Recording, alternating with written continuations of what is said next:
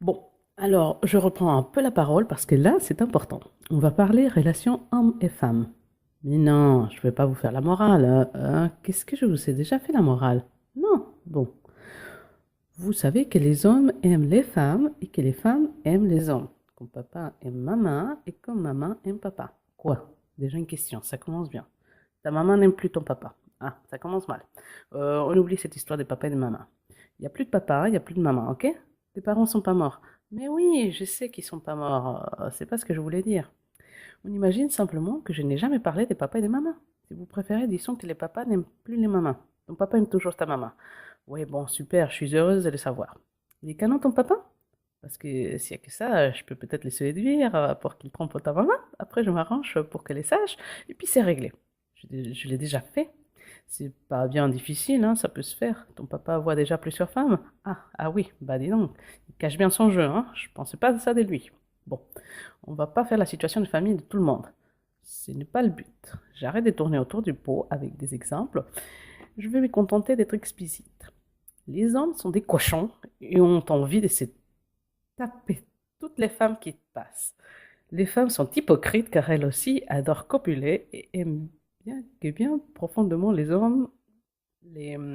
Ah, je vois vos têtes. Que l'explicite, c'est pas ce qui vous range le plus. On se refait un petit tour en arrière et on reprend du début. Les hommes aiment les femmes et les femmes aiment les hommes. Certains hommes aiment les hommes et certaines femmes aiment les femmes. Si, c'est comme ça. Vous aimez bien les abricots et les bananes, non? Hmm? Oui, non, non, oui, bah voilà, chacun ses goûts. Mais ce n'est pas parce qu'on aime un truc qu'il ne faut pas goûter à autre chose, ok? Vous avez compris?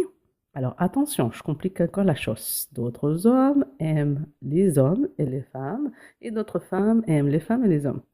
Voilà ce que j'ai dit. Ce n'est pas parce qu'on aime quelque chose de bien précis qu'on ne peut pas aimer autre chose. Donc jusque-là, c'est simple. Tout le monde peut aimer tout le monde et choisir de manger des abricots et des bananes. Ou autre chose. J'ai choisi ces deux fruits par pur hasard. Ce sont les deux premiers qui me sont passés par la tête. Par contre, tous les fruits ne sont pas toujours disponibles. Ça dépend des régions, ça dépend de l'époque. Un autre exemple, parce que là, je vous sens largué. Parlons mode. Dans la mode, tout revient toujours un jour ou l'autre.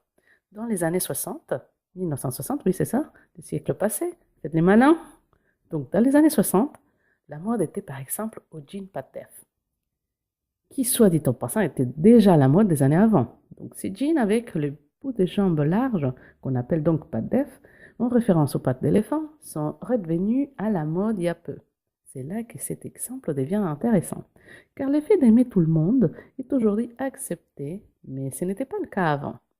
Bien que ça l'était autant aux anciens des Grecs et des Romains, où tout n'était qu'orgie et où tout le monde aimait tout le monde, ok? C'est quoi une orgie? C'est un excès des modes.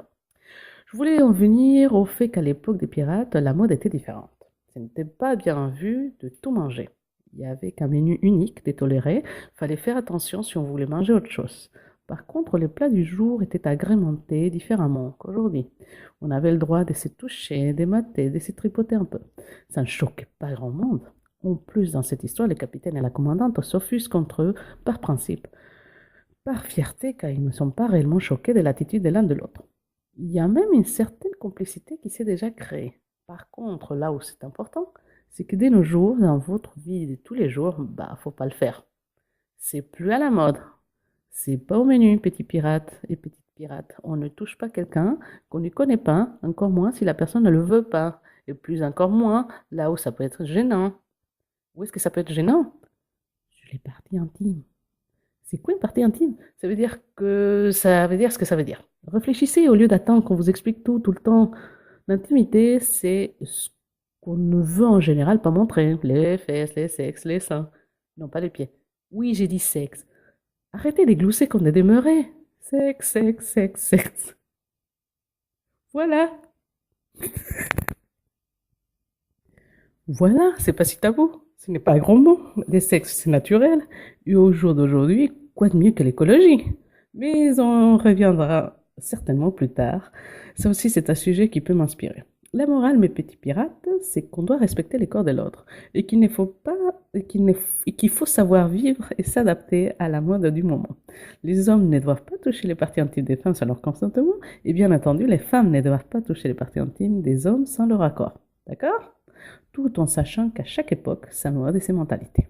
Bon, ce n'est pas la morale la plus simple à assimiler, mais essayez d'en garder quelque chose. Quelque chose à rajouter? C'est pas les pantalons pas de def. Ringard, va. Y a rien de plus classe.